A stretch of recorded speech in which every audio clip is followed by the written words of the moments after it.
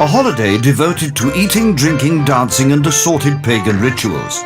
Swedish midsummer is second only in significance to Christmas. This is a guide to making the most of it. First, buy everything in the starter kit. Remember, here everyone brings their own drinks. Make sure you get to the Stoff license in plenty of time, just in case you're whisked off to an island somewhere. This is downtown Stockholm on Midsummer's Eve. If you can't bear the silence or being on your own, stay away from the city. Midsummer is supposed to be celebrated in the countryside surrounded by birch trees, fields and water. The first thing you have to do is to make your own midsummer garland.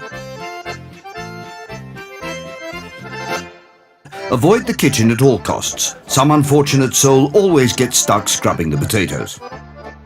Then it's time for a fabulous lunch of pickled herring and new potatoes spiced with dill and chives. You drink beer and nubbe, Swedish vodka served ice cold in a shot glass. The nubbe must be consumed in the time-honoured way. Always preceded with the nubbe visa, a short humorous song. We recommend 2 beers per nubbe. This will improve both your singing and your Swedish. No midsummer is complete without a sudden downpour. Fortunately, it usually stops as unexpectedly as it started. After lunch, it's time to raise the maypole, the ancient fertility symbol. Watch carefully and you should be able to work it out.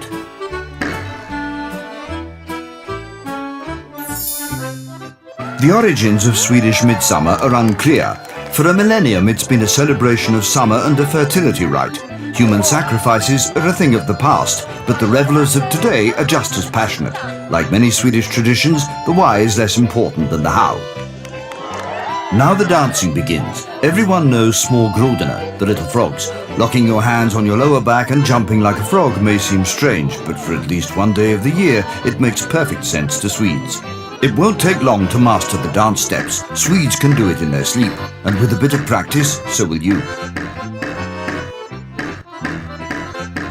The humiliation by dance is mercifully short-lived, and you can count on your host to console you afterwards with a piece of strawberry cake. Next, it's time to get physical, which means tugs of war, horseshoe tossing, egg and spoon races, boot throwing or apple bobbing. Since everyone takes part, you don't have to be embarrassed should you make a fool of yourself. One note of caution, keep an eye on Grandma. This sort of thing brings out her ruthless streak. All this strenuous exercise calls for some real food. Time for a barbecue. Since all Swedish men want to show off at the grill, this might be a good time to get to know some Swedish women. Anything can go on the grill. Meat, fish, vegetables or fruit. There's definitely room to experiment here. Once you've eaten, you either have a quiet night, a sauna, a swim, a few drinks, pause for reflection, or you hit the dance floor with new and old friends. Be sure to listen to some dance band music before midsummer so you know what to expect. It takes a bit of getting used to. If you're lucky, there will be some ABBA too.